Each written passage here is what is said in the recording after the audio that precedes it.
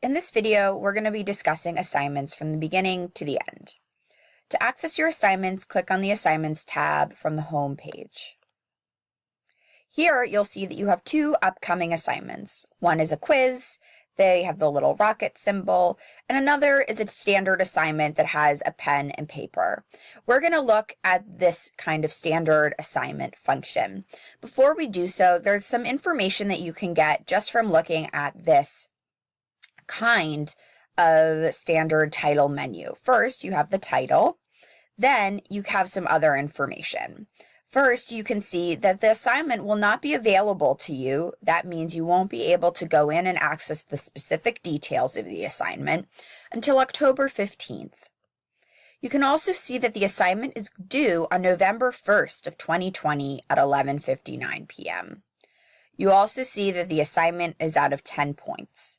Once your assignment has been graded, this negative will be filled in.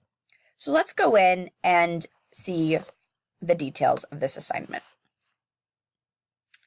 Here, you'll see that you have an assignment with a title.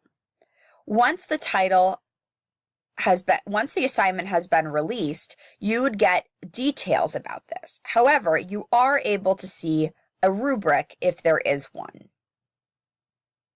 For the purposes of this video, I've now gone back in and updated it and taken away that available until October 15th. Now we're able to see the details of this assignment and you're able to get a bunch of information. Here you'll see the title of the assignment, the due date, how many points it's worth, when it's available until, the types of files that you can submit it under. This means that you can only submit a doc or a docx. You will not be able to submit a PDF. Additionally, your instructor is likely expecting a file upload. Below this information is some other information. You have a description of the assignment and some other important details. Sometimes the assignments may be very long, and so you may need to scroll down. If that isn't the case, you may not need to. Lastly, let's discuss a rubric and what a rubric may mean and look like. A rubric is only available through the link function or the URL function, and you cannot view rubrics currently on the app of Canvas. So a rubric has a few different pieces to it. The criteria that the instructor may be looking for, ratings, so that's where the instructor can put comments based upon how they feel you've met that criteria, and points. They can then assign you specific points based upon your submission. Here, you'll see a few different pieces. One is that there's the main criteria, and then there's details about that criteria.